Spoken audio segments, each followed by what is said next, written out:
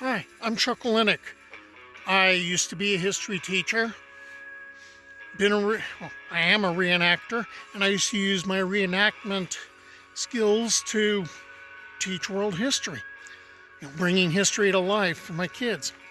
Well, I'm not in the classroom anymore, so I am putting my garb to use that I've acquired over the years and wandering up and down the state of California and telling history stories. So one of the things that I got into, and I covered like missions, and I covered the careers of different outlaws and lawmen, and I got into ghost towns, and then I kind of stumbled into a story about the Butterfield Overland Mail Stage Line. And a couple of the ghost towns I was checking out turned out to have been, they started from stations that were, along the route where the, stagecoach drivers would change horses and people could basically get a rest stop. Well, but that led to me finding, hey, like about every dozen miles or so, there'd be a station. So I want to go find them. I've already done 5 of the stations in the previous video for the first division of the stations in California. So that was starting at like the Cahuenga station and in Los Angeles, or the mouth of the San Fernando Valley, and I'm going on up San Francisco Canyon, where I happen to be right now, and I'm going to go on to the next 4 stations, and the next one is about 13 miles away, and it's at a place called Mud Spring. I hope you stick with me. The line, which operated from 1857 until it closed down because of the Civil War in 1861, transported passengers and mail from St. Louis into San Francisco, a 2,800-mile route in 25 days, and they relied upon 150 stage stations to do this. In California, and this station is a channel which focuses upon California history, the Butterfield Overland Mail route was 742 miles long from the Colorado River to San Francisco, carrying passengers and mail, and there were 53 stage stops in California. Of those 53 stage stops, 34 were in the first division, which included Warner's, the Bay Area, to Los Angeles, and 19 were in the second division, Los Angeles to the Colorado River, basically around Yuma. These stations were located anywhere from 8 to 38 miles apart. The average seemed to be about 12 miles. Here they could change horses, drivers, and at some of these, the passengers could get food as long as they adhered to a strict schedule. In the previous video, I visited the first 5 stage stops of the first division, starting with Cahuenga to the Lopez Station in the northern San Fernando Valley, to Lion Station in U-Haul, up San Francisco Canyon to King Station, and finally to Widow Smith Station, a mile south of Green Valley. The next station, Mud Spring Station, was about 11 miles away, and the last of the next 3 stations would only be another 40 miles. That shouldn't be hard to find. I have GPS. Well, I've just been driving along a number of miles of dirt road, so didn't expect that. Let's hope that this is going to go better. Head toward 160th Street West. And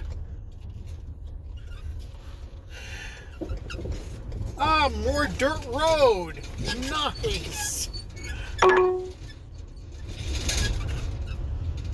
here we go. In search of Mud Spring Station. There was pavement, and there's more dirt. Lucky me. Yay! I've got pavement! Woohoo! Okay, 2 weeks have passed now since my GPS took me on the great adventure through the desert. But as a number of my friends have pointed out, when I told them my tale of woe, they basically said, "Oh yeah, you're going back because you have to, because you're obsessed." But yeah. So what I'm doing this time, I'm not going to go up San Francisco Canyon to look for mud springs.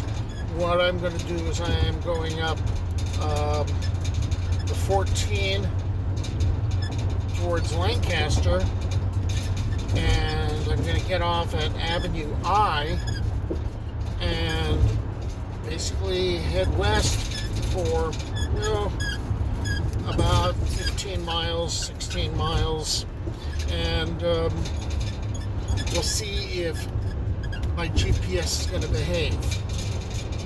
So why am I out here? Why am I driving through the desert? Well, I am in search of Mud Spring Station. I know the station's not there, all right? I would be very surprised if there was anything left of the station. But what I'm looking for, okay, it used to be called Aguaje Lodoso, or Muddy Watering Place, when this was on the old El Camino Viejo. That was the inland road that was running through Alta California, where most people have heard of the El Camino Real, which was much more of a coastal thing, which was connecting the missions. So, with the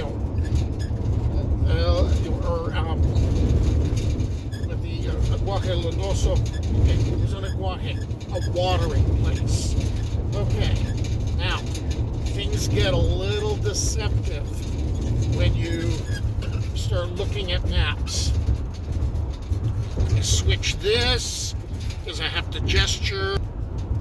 Alright, when you start looking at maps of, the Butterfield Trail, or Butterfield stage line, you get this idea that, it just simply goes like this, and each of the stations is like a pearl on a necklace, and that's not the way things worked.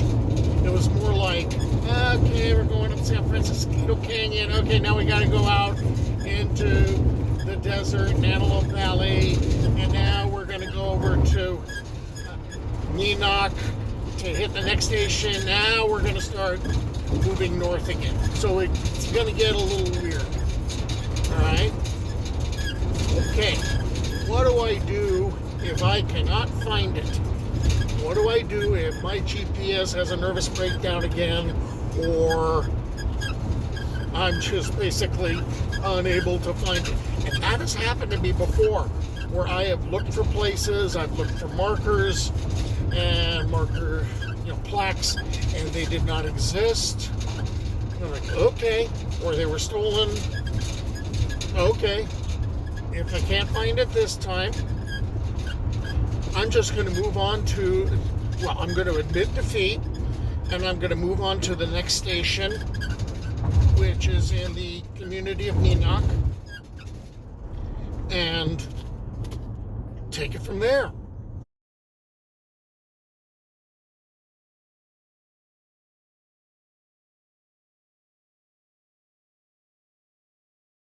By the way, if you're looking for a map of the old El Camino Viejo, that sucks. A lot of what I had to do was look at a number of maps and just kind of figure it out. It was also a watering place on the old Tejón Pass Road between the Antelope and San Joaquin Valleys in the 1840s and early 1850s, until that road was replaced by the Stockton-Los Angeles Road, a newer and easier road through Fort Tejon Pass. Later, the Butterfield Overland Mail 1st Division had a station operating at Mud Springs, on the Stockton-Los Angeles Road. A correspondent of the Daily Alta California wrote an account of his travel by stagecoach to Los Angeles from San Francisco. He mentions that the Butterfield Overland Mail 1857, 1861, had a station operating at Mud Springs in 1860. I can't believe I found it. Well, not the spring itself, but where it was located. Okay. Yay me. Okay, so don't confuse this mud spring with a couple of others that are in Southern California. There's one in Imperial County, and there's also one that when I was researching it, I kept getting directed to San Dimas. And yeah, there was one there. You know, and by the way, that plaque's gone too. All right. It's prettier than I expected. But yeah, I didn't expect to find anything except, fencing and, a lot of the plant life around here. Didn't expect those rolling hills over there either. Oh well. Now it's time to turn around and head over to Neenach, which is like 13, 14 miles away, and look for French John Station. Alright, I got in. Now I gotta try to get out of here. So, on to Neenach.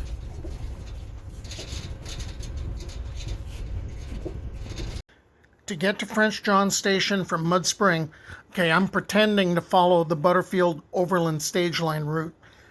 I'll go along State Route 138 through the town of Neenach, which I'll come back to explaining about Neenach when I get to the Neenach part of the story. The area in the vicinity of the mouth of Cow Springs Creek Canyon, about a mile southwest of today's Neenach School, used to be called Puyutsiwaman in the Kitanemuk language. As part of Camino Viejo, the old road to Los Angeles, the Spanish referred to it as Ojo de la Vaca. I'm sure when Mexico won its independence from Spain, that it was still Ojo de la Vaca. When Americans came to the area, there really wasn't that much of a name change. It became Cow Springs. It was described as, well, the usual type of thing around a watering place. A pleasant camping place with willow trees casting an inviting shade to the weary traveler, with a pure, cold, limpid stream which came bubbling up from its earthen reservoir and went gaily dancing down to the thirsty soil that encompassed it about.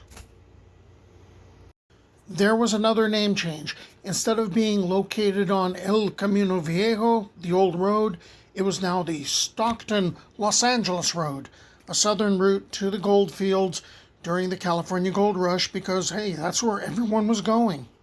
When the Butterfield Overland Mail route was being established in 1857, stagecoach stops or stations were being built about every dozen miles apart.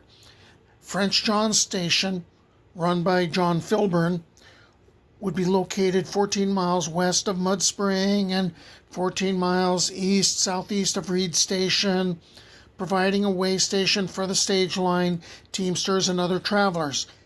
It was by the Neenach Elementary School, which was closed in 2001 due to lack of enrollment. Okay, I said we were coming back to Neenach. This brings us to Neenach. The Butterfield line stopped operating in 1861, and that was because of the Civil War, but other stage lines made use of the station for a time. Then Neenach itself was founded as an agricultural settlement in the 1870s by Danish settlers from Neenach, Wisconsin. Okay, you've got a growing community.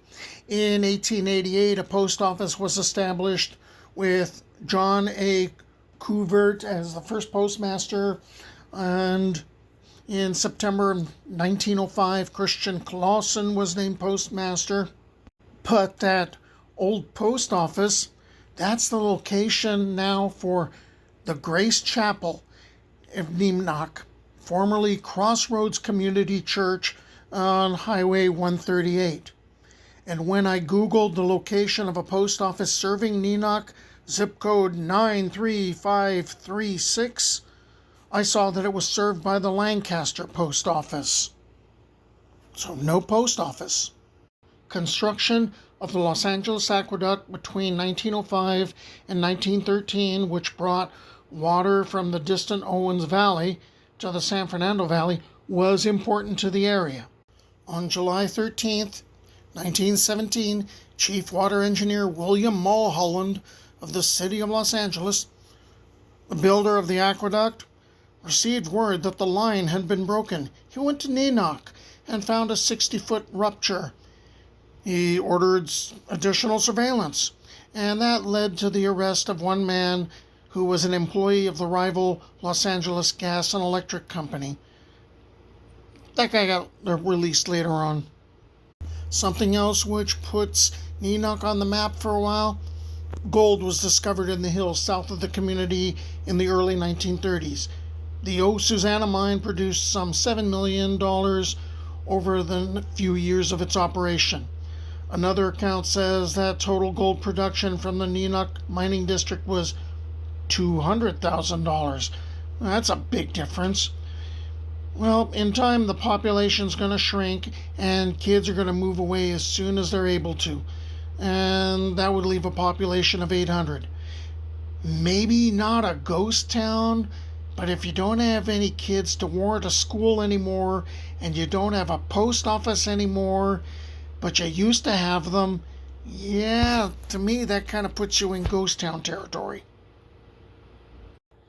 Next stop, Reed Station, 14 miles northwest of French John's Station and of Neenach, and 8 miles southeast of Fort Tejon, near to the south of the summit of the Tejón Pass.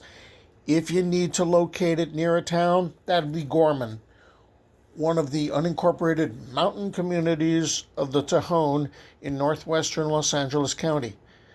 This site in Peace Valley, south of the Tejón Pass, has served as a historic travel stop dating back when there was a Tatavian village of Krushajek, or Krushajek.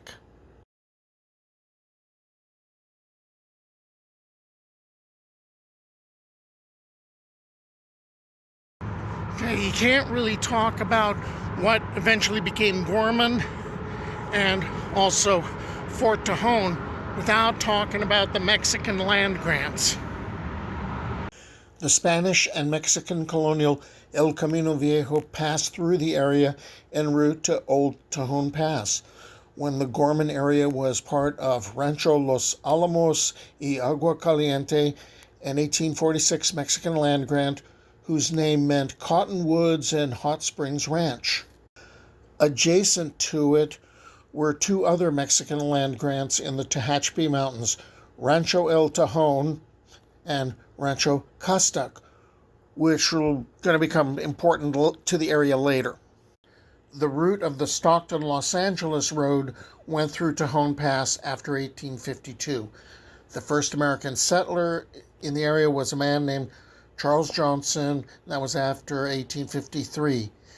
There was an account of a Lieutenant Robert S. Williamson, who was part of a transcontinental railroad survey expedition, and he made no mention of any habitations on the east side of the pass, only that there was a good wagon road. That was the Stockton-Los Angeles Road that passed through. Well, so much for driving over to where Reed Station was. It's because of the fires. Well, I don't know if those were fires that got put out that were unintentional or if those were controlled burns. But I can't get there. Ah, well. So, here's what we got. When Charles Johnson passes, his wife will end up running the station. his wife Soledad, his widow. And actually, it starts being referred to as the Widow's Station. So, again, we got kind of a cool name. A man named Reed took up residence next, and calling it Reed's Ranch. Okay, duh. In 1857, a woman was killed on his ranch when the Great Fort Tejon earthquake struck the area and collapsed the roof of his adobe house. Reed then built a substantial log house, which became Reed Station on the Butterfield Overland Mail 1st Division stations in 1858. A stop for the postal stagecoach, it was located 8 miles southeast of Fort Tejon, 14 miles west of French John Station.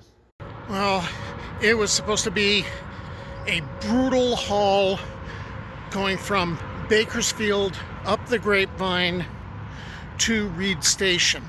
The stagecoaches were supposed to, at least from one of the accounts I read, they were supposed to use 6 horses to make that haul. Of course, from what I read, they usually did use 6-horse teams. So, but I know that particular haul going up the Grapevine, I blew my transmission on there once.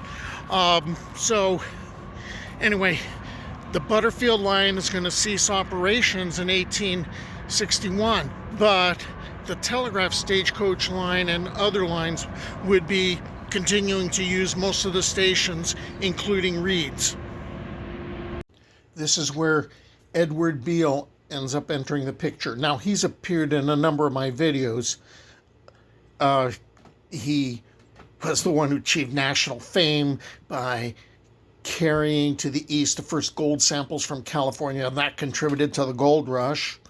In the late 1850s, he surveyed and built Beale's Wagon Road, which many settlers used to move to the west and which became part of Route 66, and it was the route for the Transcontinental Railroad, became California's first superintendent of Indian Affairs, and encouraged the building of Fort Tejon. Well, in 1865, Beale purchases Rancho Los Alamos y Agua Caliente, and he doesn't stop there. He acquires 3 of the other Mexican land grants that were in Kern County, Rancho El Tejon, Rancho Costac, and Rancho La Libre, which also had a little piece of LA County. And that was to create the present-day 270,000 acre Tejón Ranch. Aha! A little creativity on my part. Okay, I went around the sign that said road closed, which is back there. Okay, so that building, that's probably where Reed Station once stood. Okay, I'm pretty sure you can hear the freeway in the background. That's, Interstate 5 or the I-5, or as we would say in California, the 5. And it basically passes through Gorman, and I think there's like 75,000 people a day using it. Now, okay, they're using the 5, they're going through Gorman, but apparently Gorman is largely a place to either stop at, gas up, eat, or drive through. Because I believe as of 2005, there are like some 15 residences and probably about that many registered voters. All right, next stop, I'm going to try to get to Fort Tejon, but I saw there was some construction on the freeway, so we'll see if that happens. Okay, if I'm going to talk about Fort Tejon Stagecoach Station, I got to talk about Fort Tejon, at least mention it, but Tejón really deserves its own story, actually more than one. There's Fort Tejon itself, and then there's the story of the Camel Corps, but I'll talk about those in other videos. In the Grapevine Canyon, La Cañada de las Uvas, between the San Emigdio Mountains and Tehachapi Mountains, is Fort Tejon. It's a former United States Army outpost which was intermittently active from June 24th, 1854 until September 11th, 1864, when it was finally abandoned. All right, Edward Beale is back in the story as Superintendent of Indian Affairs in California and Nevada.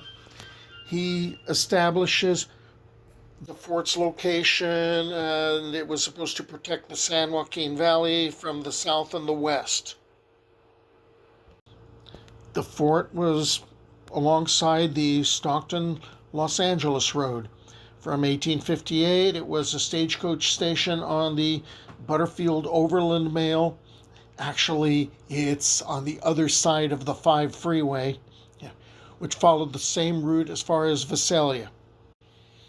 As to who was stationed at Fort Tejon, well, it was the headquarters of the 1st U.S. Dragoons until those regular Army troops were transferred to the east in July of 1861, soon after the outbreak of the American Civil War, where they became the 1st Cavalry, except there already was a 1st Cavalry, so the 1st Cavalry is going to end up getting renamed because of seniority, the 4th U.S. Cavalry. It gets a little confusing. Which is also when the Butterfield stage line shut down, and also why? The Civil War. Now other stage lines are going to come in, and they're going to use the station. Also, the fort is going to get reoccupied, and this time it's going to be by California volunteers, and they will end up finally abandoning the fort in 1864. Well, that's it for this leg of my journey along the Butterfield stage line. I hope you stick with me.